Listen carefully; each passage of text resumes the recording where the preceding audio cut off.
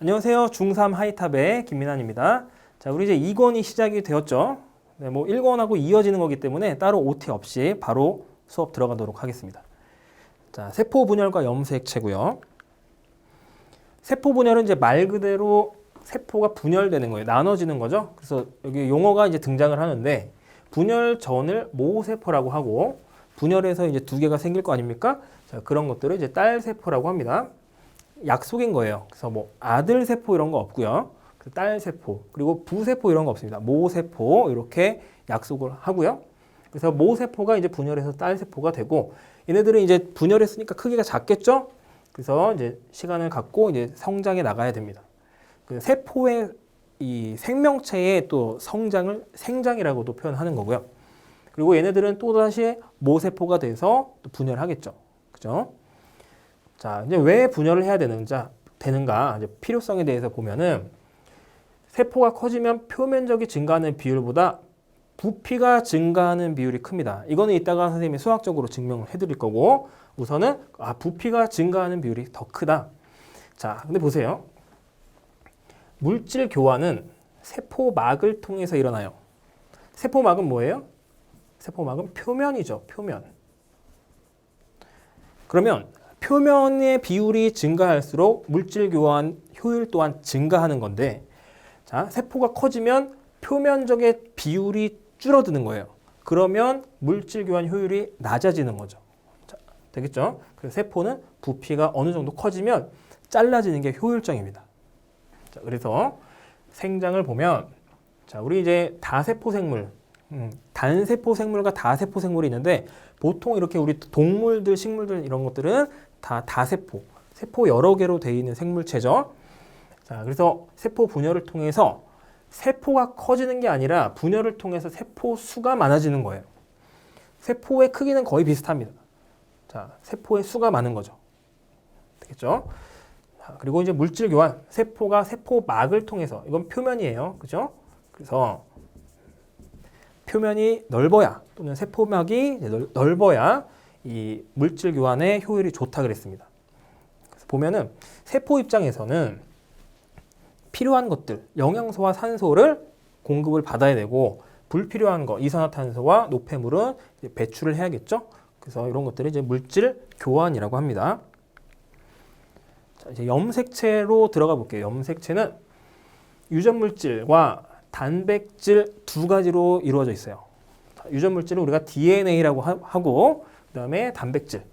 자, 세포가 분열하기 전에는 핵 속에 풀어진 동그라미 풀어진 실 모양의 구조물로 있다가 자, 분열할 때 이렇게 표시할게요. 분열할 때는 응축돼요. 응축이 뭐냐면 이 똘똘 감기는 걸 응축이라고 합니다.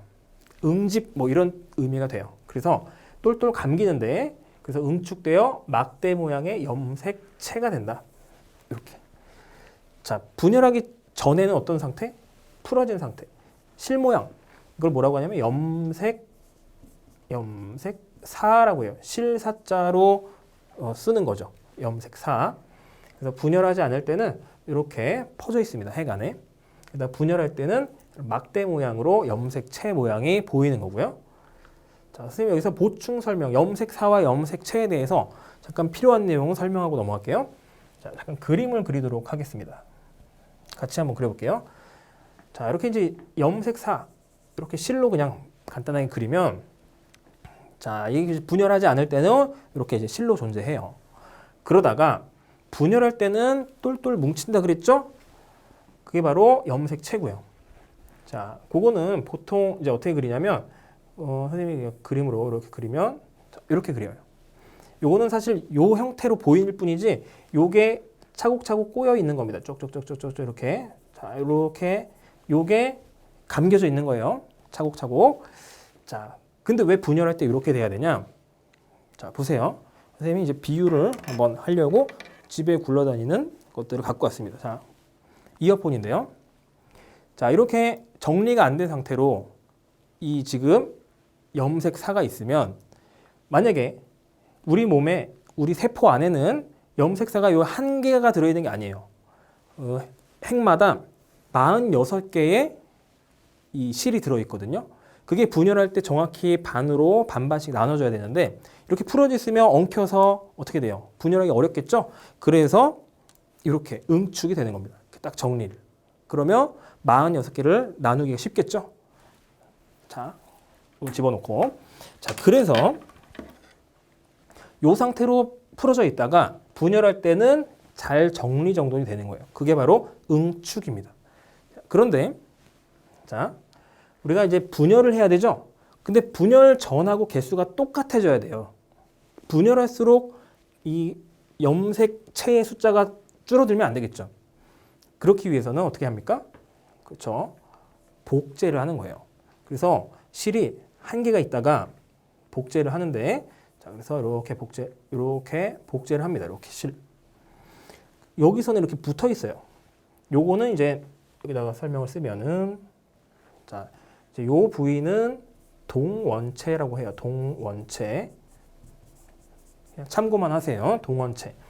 자, 그리고 다시 이렇게 되면서, 그러면 두 가닥이기 때문에 그림상으로 표현할 때 그냥 이렇게 그리고 여기 실이 응축이 이렇게 돼 있는 거라 그랬죠? 쭉 감겨 있습니다. 선생님이 이거 그리다 보니까 커졌는데 똘똘 뭉치면 훨씬 더 작아지겠죠? 그렇죠? 자, 이렇게 되는 거고, 그래서 시기를 나누면, 자, 우리 이제 뒤에서 다음 단원에서 배울 거지만 선생님이 미리 그 용어를 등장을 시킬게요. 자, 이게 이제 분열하기 전에 뭐라고 하냐면 간기라고 합니다. 간기. 간기 때 이렇게 일어나는 일이에요. 뭐가 돼요? 복제가 되죠. 복제를 해야지 분열 후에도 숫자가 유지가 되니까. 그렇죠? 자, 그래서 요거는 이렇게만 하면 요거는 분열기. 자, 이렇게. 그래서 간기에 복제해 놓고 그다음 분열기에 들어가면 이렇게 똘똘 뭉친다. 그럼 분열이 끝나면 다시 이렇게 돌아가는 거죠. 계속 순환하는 겁니다. 다음 시간에 배울 거예요. 자, 추가 설명 드렸고요. 자, 이제 넘어가서, 자, 염색 분체가 뭐냐면 세포가 분열할 때 관찰되는 염색체, 아까 두 가닥이라 그랬습니다. 선생님이 아까 이게 그린 게 요거예요. 두 가닥이죠? 근데 요게 이제 요렇게 그리면 요게 복제가 돼서 요게 됐다 그랬죠? 그럼 둘이 복제가 된 거니까 서로 완전히 일치합니다. 안에 갖고 있는 어떤 정보라든지 모든 게 일치해요. 그래서 각각을 언급할 때는 염색 분체라고 하는 거예요. 이 염색 분체 요거 하나, 그 염색 분체 둘, 이렇게. 자, 그래서 두 가닥의 염색 분체는 세포 분열 전에 복제가 된 거기 때문에 완전히 동일하다. 복제된 거니까. 자, 그리고 염색체와 유전자 이런 용어 많이 들어봤죠? 설명을 드릴게요. 자, 염색체는 DNA와 단백질로 구성이 된다 했습니다. DNA를 살펴보면 DNA에서 유전 정보를 저장하고 있는 부위를 유전자라고 하는 거예요. 자, 뭔 얘기냐면 보세요. 요게 이제 실리 똘똘 뭉친 거라 그랬습니다. 응축된 거예요. 자, 근데 이렇게 쭉 풀어보면은 이렇게 돼 있는 거죠. 단백질을 DNA가 감싸고 있어요. 자, 근데 지금 여기에서는 이제 구조를 보여주기 위해서 이렇게 분리를 시켰습니다. 단백질과 DNA를. 근데 생명체 안에서는 염색체가 염색사로 되더라도 항상 이런 상태에 붙어 있는 거예요. 이렇게까지 단백질과 DNA가 분리되는 경우는 없어요. 자, 여러분들이 배우는 범위에서는 알겠죠? 이거는 그냥 설명을 위해서 따로따로 그린 것 뿐입니다. 자, 오케이.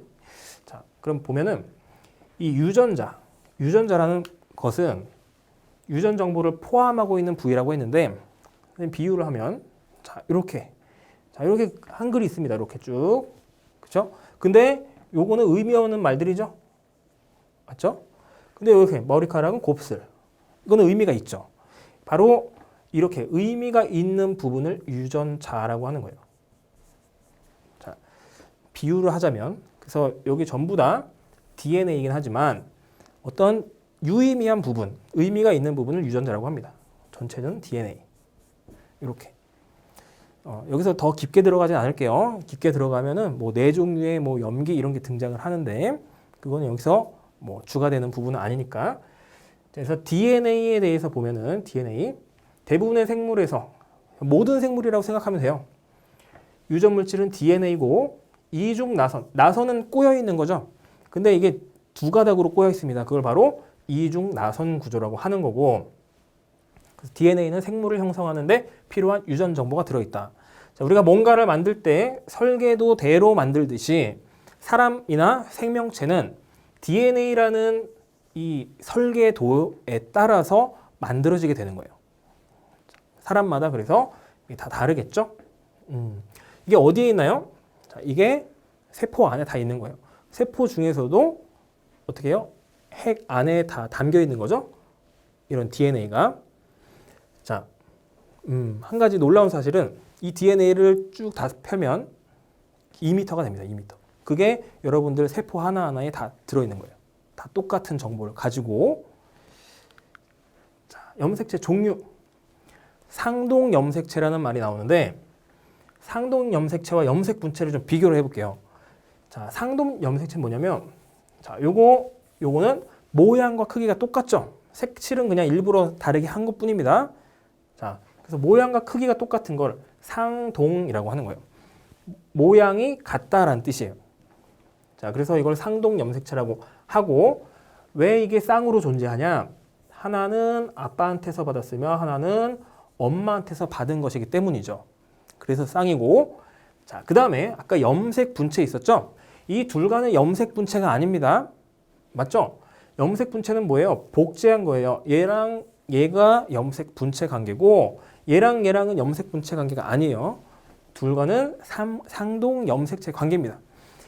이게 학교 시험에서 처음에 이걸 배울 때 많이 물어보는 부분이니까 선생님이 따로 언급해 드렸어요. 자, 그래서 모양과 크기가 같은 염색체가 쌍으로 있는데 이를 상동 염색체라고 한다. 자, 부모로부터 각각 하나씩 물려받는다고 했죠? 자, 근데 이게 중요해요. 상동 염색체 들어있는 유전 정보는 서로 다르다. 자, 뭔 얘기냐면 선생님이 여기 잠깐 지우고, 자, 아까 염색 분체를 배우면서 복제한 거라서 유전 정보가 완전 일치한다 그랬죠? 근데 이거는 엄마한테 받고 아빠한테서 받은 것이기 때문에 정보가 달라요. 자, 만약에 요 자리, 자, 선생님이 요 자리, 같은 자리를 표시한 겁니다. 그리고 여기도 같은 자리, 같은 자리. 자, 자리가 같으면 항상 같은 적어 놓으세요. 자, 같은 형질을 결정한다. 형질은 처음 들어보는 거죠. 이거는 쉽게 얘기해서 자, 형태나 성질. 자, 이렇게 쓸게요. 형태나 또는 성질. 어떤 생명체의 형태나 성질을 결정하는 걸 형질이라고 해요. 형태나 성질을. 그래서 자리가 같으면 같은 형질을 결정한다. 무슨 얘기냐면 만약에 여기가 지금 머리카락 색깔을 결정하는 자리면 다 머리카락 색깔을 결정하는 거라는 거예요. 자, 대신에 유전 정보가 다르다. 여기는 뭐 빨간 머리카락을 만든다. 그러면 여기는 검은 머리카락에 대한 정보가 올 수도 있어요. 단 둘 다 머리카락에 대한 정보라는 거죠. 자, 그래서 자리가 같으면 같은 형질을 결정합니다. 되겠죠? 그래서 유전 정보는 서로 다르다 하는 내용과 요 내용을 같이 여러분들이 이해를 해야 돼요. 자, 다시 여기가 만약에 대문자 A라는 정보를 갖고 있어요. 그럼 여기는 무조건 대문자 A라는 정보를 갖고 있죠? 복제한 거니까. 근데 여기는 다를 수도 있다는 얘기예요. 물론 같을 수도 있습니다. 그렇죠? 그래서 여기는 뭐 B가 올 수도 있고 C가 올 수도 있고 이렇게 B가 올 수. 근데 여기가 B면 여기도 무조건 뭐예요? B. 이렇게요. 자, 그래서 자세하게 설명을 드렸습니다. 자, 상염색체, 성염색체로 구분하는 방법이 있는데 성별에 관계없이 공통으로 갖는 염색체를 상이라고 하고 그다음에 성별에 따라서 다른 거를 성염색체라고 해요. 자, 요거는 이제 다음 거에서 한번 자세히 볼게요. 자료 더하기.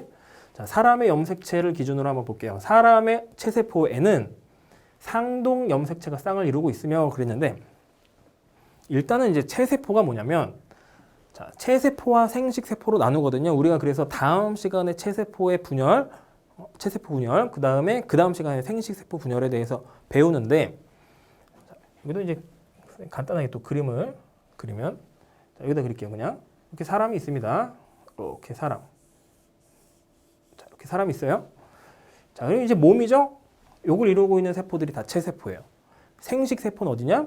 생식기에 있는 게 생식세포예요. 그래서 여기 있는 것만 생식세포고, 그죠? 나머지는 다 체세포예요.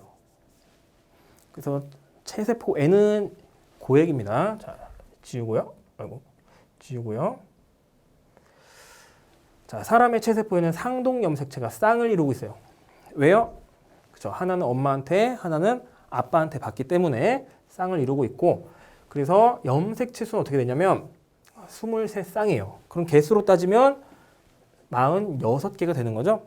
자, 선생님이 아까 언급을 했는데 하나의 세포에는 그 DNA가 그 실이 그죠? 46개가 들어있다 했습니다. 그죠? 그렇게 들어있고, 자, 여자와 남자에게 공통적으로 들어있는 상염색체는 1번에서 22번까지고 22쌍이에요. 그 상염색체 22쌍. 번호는 뭐냐면 크기 순서로 그냥 나열한 겁니다. 큰 것부터 1번 이렇게. 그렇죠? 그래서 그렇게 되고, 자, 그러면 이제 두 개가 남죠? 44개가 상이니까 그 두 개는 성이에요. 그래서 성염색체는 한 쌍이 있다. 자, 근데 여기서 이제 남자와 여자가 다르기 때문에 여자의 체세포에는 X염색체가 두 개가 있어요. 남자에는 X랑 Y가 하나씩 있습니다. 자, 이게 바로 성을 구분하는 그런 성질이 되는 거죠.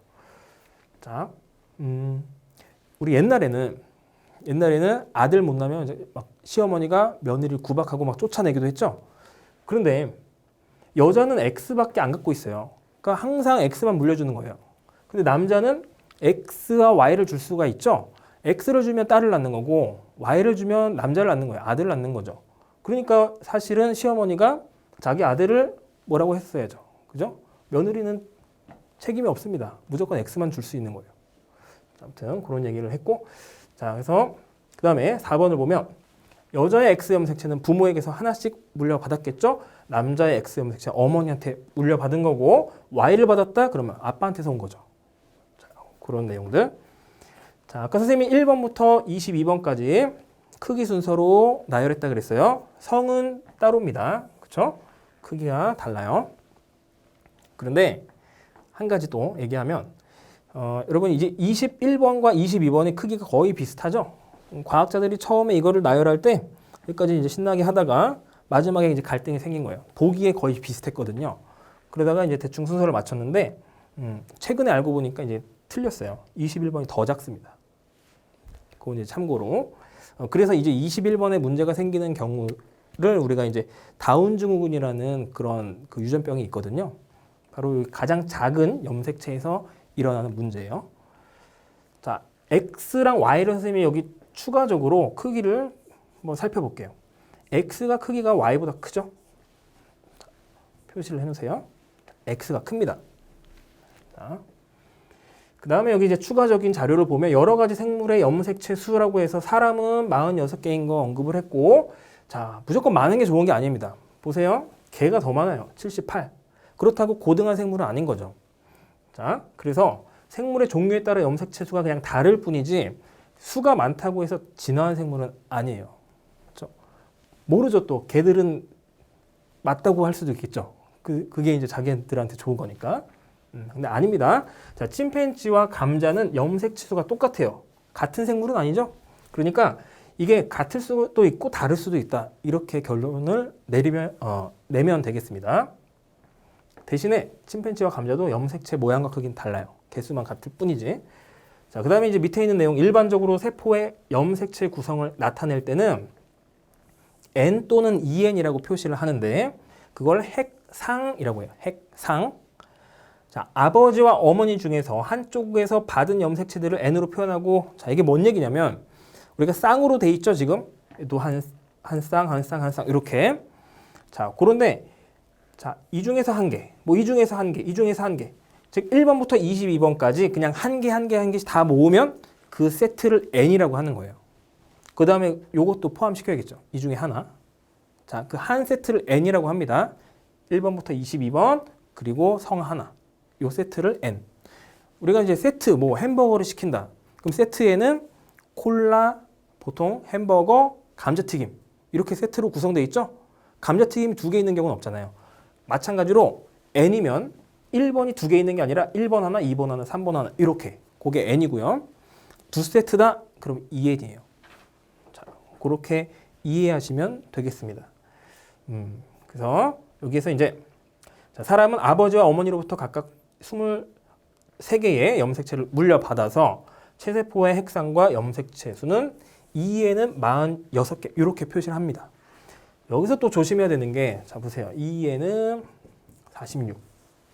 자, 요렇게까지만 하고 끝내야 되는데 수학 잘한다고 약분해버린 친구들이 있는데 그렇게 하면 안 됩니다. 요거는 수학이 아니고 표시예요. 2N개가 있다. 그리고 총 46개가 있다. 이렇게 되는 거예요. 그렇게 되는 거예요. 그래서 N은 23이랑 전혀 상황이 다릅니다. 한 세트가 있냐, 2세트가 있냐, 그 차이입니다. 자, 지금까지 배운 내용들 한번 살펴보도록 할게요. 생물의 생장은 몸을 구성하는 세포의 수가 증가하면서 나타나고요. 세포 분열 전의 세포는 모세포, 그죠? 분열하여 만들어진 2개의 세포는 딸세포라고 합니다. 세포의 크기가 어떨수록 물질 교환 효율이 효율적이에요? 작을수록. 조금 이따 설명할 거고요. 핵 속의 실처럼 풀어져 있다가 분열할 때 응축되어 나타나는 막대 모양의 구조물, 염색체라고 하죠. 염색체. 풀어져 있을 때는요, 염색사. 그렇죠? 자, 하나의 염색체는 유전 정보가 같은 2가닥. 자, 같은 걸로 복제했을 때는 염색 분체라고 하죠. 분체. 체세포에 있는 모양과 크기가 같은 거요. 그러면 상동 염색체라고 합니다. 이렇게.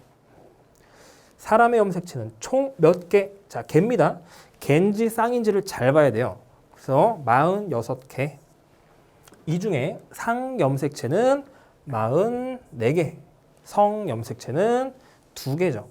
자, 그래서 이거를 이제 표현하는 방법은 아까 선생님이 그림에도 있었는데 지금 언급드리면 자, 이렇게 보통 표시를 해요. 44 플러스 여자면 XX, 남자면 44 플러스 XY 이렇게 상과 성을 구분지어서 이렇게 표시하기도 합니다. 자, 20페이지 탐구 한번 보도록 하겠습니다. 자, 세포의 표면적과 부피 사이의 관계. 세포가 왜 분열을 해야 되는가? 세포의 크기가 왜 작아야 효율성이 좋은가 하는 내용이에요. 자, 일단은 한 변이 2cm인 정육면체 우모 2개를 준비한 다음에 하나는 그대로 두고 하나는 자른 거예요. 그 다음에 둘을 식용색소에 이제 담그는 거죠. 그래서 10분 정도 충분히 두고 자, 이제 잘랐습니다. 그렇죠? 그래서 가운데를 관찰하는 건데 이 상태에서 지금 요거는 한 조각이고 요거는 지금 8조각인 거를 염두에 둬야 돼요. 자, 그러면 이거 그냥 자른 거니까 부피는 똑같겠죠. 그죠? 부피 구하는 거 다 알죠? 자, 2 곱하기 2 곱하기 2. 이거는 1 곱하기 1 곱하기 1이 8개 있으니까 8이고 표면적은요. 자, 요 하나의 면적이 4죠. 4가 6개 있으니까 24. 자, 요거는 여기 하나의 면적이 1이고 그래서 6면이니까 6에다가 8조각 해서 48 이렇게 된 거예요. 여러분들이 여기서 봐야 되는 게 이제 뭐냐면 자, 보세요. 부피는 똑같습니다. 그렇지만 잘랐더니 뭐가 바뀌었어요? 표면적이 증가를 했죠. 표면적의 증가가 이제 왜 중요하냐면 바로 이 물질 교환을 하는 위치가 표면이기 때문이죠. 그래서 자, B의 한 조각은 중심까지 물들었지만 A는요, 중심이 이렇게 하얗죠. 여기까지 물질이 도달하지 못했어요. 즉, 세포라고 한다면 물질이 여기까지 도달하지 못한 거예요. 그러니까 물질 교환의 효율이 이 작은 조각이 더 좋은 거죠. 그 다음에 이 팁을 잠깐 먼저 보면은 정육면체 부피는 한 변의 길이의 세제곱이죠. 표면적은요, 제곱 곱하기 6입니다. 그래서 세포가 커질수록 부피는 곱하기 3번을 곱하기 때문에 커지는 비율이 빨리 증가하게 되고 그것에 비해서 이건 2번 곱하는 거기 때문에 표면적의 증가 비율은 적어요. 부피보다. 맞죠? 그래서 자, 우모 조각이 클수록 표면적이 커지는 비율이 부피가 커지는 비율보다 작죠? 자, 우무조각이 클수록 표면적이 커지는 비율이 부피가 커지는 비율보다 작다. 그러니까 표면적이 상대적으로 작아진다 이 말입니다. 표면적이 상대적으로 작아진다. 그러면 물질 교환의 효율이 낮아진다 그랬어요. 자, 그게 바로 이 세포가 작아져야 되는 이유입니다. 자, 우무조각을 세포라 하고 영양소라고 할 때 세포의 크기가 커지는 것보다 작은 것이 물질 교환에 효율적이다 하는 거예요. 자, 되겠죠? 문제를 풀어볼게요. 과정 1에서 우무조각 전체 부피는 똑같아요. 그렇죠? 같은 걸 자른 거기 때문에 전체 표면적은요.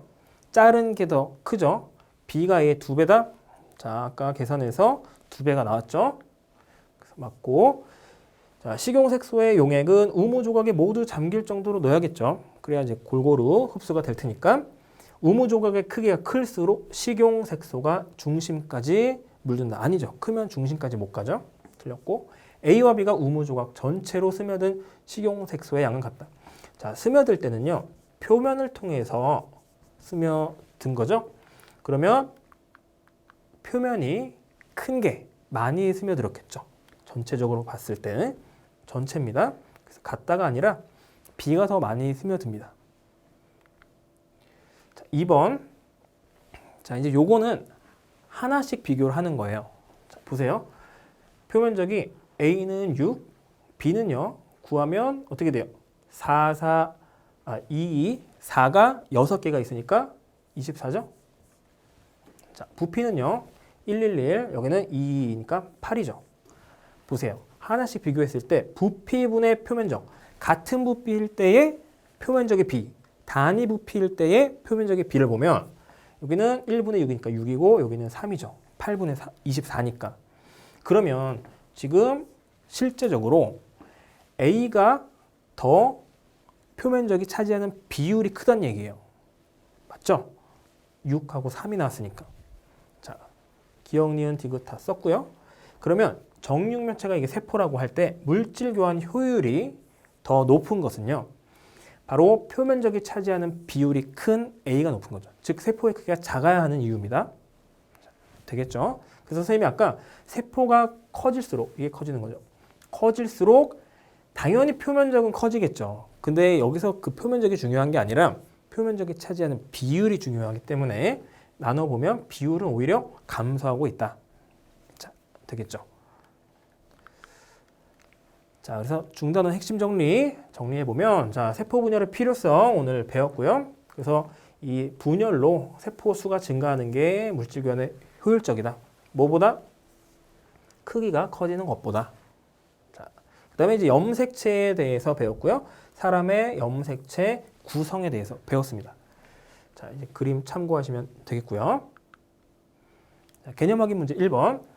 자, 세포 분열에 대한 설명으로 옳은 것을 모두 고르면 하나의 세포가 둘로 나눠지는 게 세포 분열.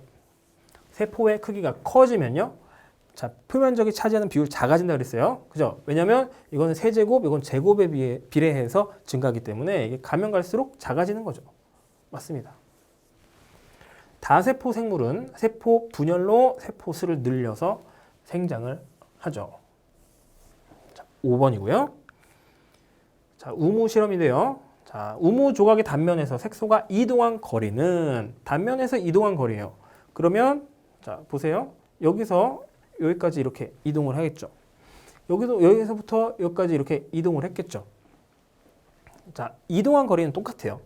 자, 단면에서 색소가 이동한 거리는 똑같습니다. 길다가 틀린 거죠. 자, 그래서 길다가 아니고 똑같아요. 우무를 세포로 가정할 때 물질 교환의 효율은 B보다 A가 높다. 자, 효율적인 측면에서 봤을 때는 얘는 중심까지 갔지만 얘는 중심까지 못 갔죠. 그래서 효율은 A가 높다. 자, 요 상대적인 값은요. 작을수록 커지게 돼요. 그래서 B보다 A가 크다. 맞죠?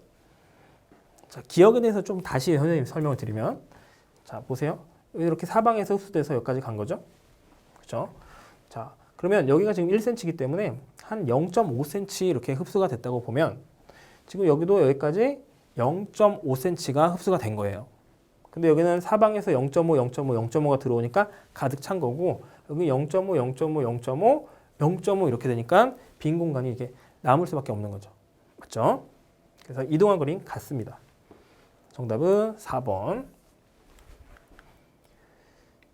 자, 3번, 4번 풀어보면 염색체를 구성하는 A와 B의 이름 잘 보고 풀면 지금 B는 DNA입니다. 여기다 쓸게요. DNA. 그럼 A는 뭘까요? 단백질이죠? 단백질이고요. 4번. 자, 간은 상동 염색체다 그랬는데 조심해야 되죠? 둘이 복제한 거니까 뭐예요? 염색 분체예요. 염색 분체. 상동 염색체는 뭐다? 하나는 엄마, 하나는 아빠한테서 온 거죠.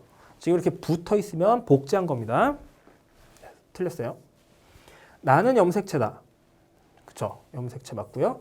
나는 분열할 때 염색체 이렇게 뭉친다고 했죠? 맞고요. 다에는 유전 정보. 그죠? 유전 정보. 그 다음에 다는 나에 포함되어 있다. 요걸 이렇게 풀면 여기 나오는 거기 때문에 포함되어 있는 거죠. 자, 5번. 상동 염색체네요. 그러면 모양과 크기가 같고요. 하나 아빠한테서 왔으면 하나 엄마한테서 왔다. 간기세포 아닙니다. 왜냐? 간기 때는 풀어져 있다 그랬죠. 얘네들은 지금 염색체로 존재하니까 분열기예요. 자, 가가 복제되어 나가 형성 아닙니다. 그쵸? 둘은 복제 관계가 아니라 물려받은 게 다른 거예요. 그래서 틀렸어요. 자, 요렇게 하나의 염색 분체, 요게 복제되면 요게 되는 거죠. 가를 어머니한테서 받았으면 나는 아버지로부터 받은 것이다. 자, 요게 이제 상동 염색체예요. 한 가지 선생님이 아까 상동 염색체 하면서 조금 예외적인 경우를 여기서 설명을 드릴게요. 자, 뭐냐면 X랑 여러분들이 아마 질문 많이 할 것 같은데 X랑 Y 염색체 얘네들도 상동이냐? 자, 아까 선생님이 X가 크다 그랬죠? 분명히 모양과 크기 다릅니다. 하지만 X랑 Y는 둘이 상동 염색체 관계예요. 굳이 따지면. 여러분들이 자, 요거는 예외적으로 모양과 크기가 다르지만 상동 염색체다 생각하시면 될 것 같아요. 알겠죠? 자, 6번. 사람의 체세포에는 44개의 상염색체가 있다. 그죠? 44개 상염색체. 1번부터 22번. 간은 남자, 나는 여자의 염색체다. 자, 여기 X, Y 남자, X, X 여자. 맞고요. 가에서 A는 X예요. 그죠? 그러면 아버지한테 온 게 아니겠죠. Y를 받아야 아들이 됩니다. 그렇죠? 그래서 이게 이제 틀렸어요. 자, 나에는 23쌍의 상동 염색체가 있다. 그렇죠? 가라고 해도 맞아요. 근데 굳이 나라고 한 이유는 만약에 여기 가라고 했으면 여러분들이 A랑 B 때문에 헷갈렸기 때문에 조금 더 쉽게 나라고 낸 거죠. 그럼 여기 모양과 크기 똑같죠? 그럼 이건 무조건 맞는 거죠. 자, 나의 성염색체 중에 하나는 아버지에게서 물려받은 것이다. 그쵸? 하나는 엄마, 하나는 아빠. 이렇게. 자, 그래서 문제까지 다 풀어봤고요. 자, 다음 시간에 우리 체세포 분열이라는 내용으로 다시 만나도록 하겠습니다. 수고했습니다.